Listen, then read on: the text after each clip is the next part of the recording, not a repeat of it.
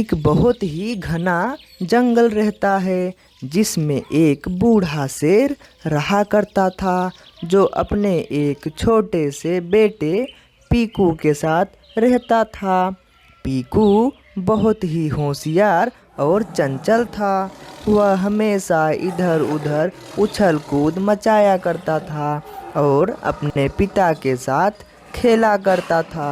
वह बहुत ही स्वस्थ और चंचल था। बूढ़ा शेर हमेशा पीकू को जंगल और जंगल के जानवरों के बारे में बताया करता था।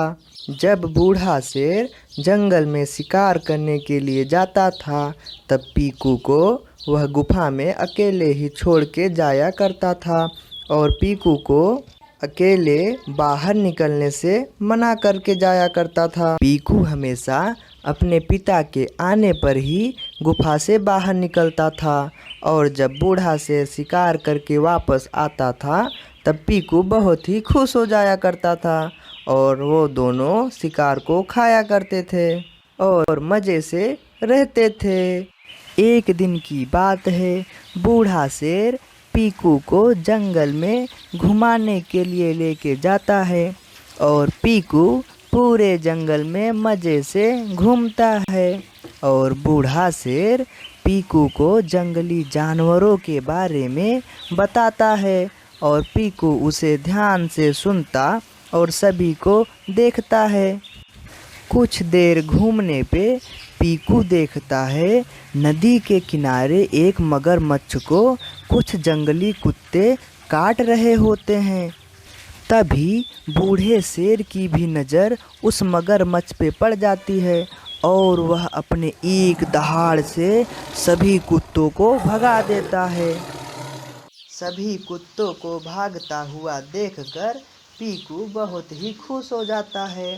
फिर वे दोनों उस मगरमच्छ के पास जाते हैं और फिर मगरमच्छ उनसे कहता है कि हे जंगल के राजा शेर, आज आपने मेरी जान बचाई है।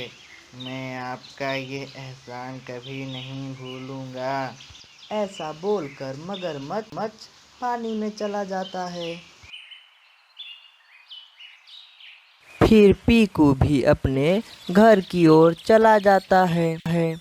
बहुत दिनों की बात है, एक दिन अचानक बूढ़े शेर की तबीयत खराब हो जाती है जिससे पीकू बहुत ही घबरा जाता है। बूढ़े शेर की तबीयत खराब होती ही जा रही थी और फिर कुछ देर बाद बूढ़ा शेर मर जाता है। पीकू बहुत ही उदास और अकेला हो जाता है। अब पीकू बहुत ही उदास रहता है।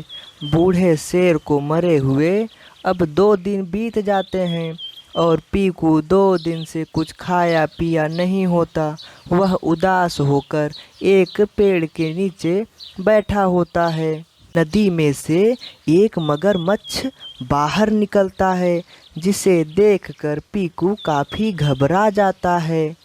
तब मगरमच्छ पीकू को देखकर बोलता है कि अरे छोटे मियाँ, डरो नहीं, मुझे इतनी जल्दी भूल गए तुम।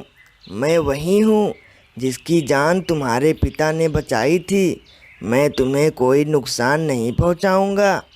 मैं तुम्हें कब से देख रहा हूँ, तुम इतने उदास क्यों हो? तब पीकू बड़े ही उदास मन से अपनी पूरी कहानी मगरमच्छ को बताता है। तब फिर मगरमच्छ बोलता है कि अब तुम्हें घबराने की कोई ज़रूरत नहीं है, अब तुम मेरे साथ रहा करो। ऐसा बोलकर मगरमच्छ पीकू को लेके चला जाता है।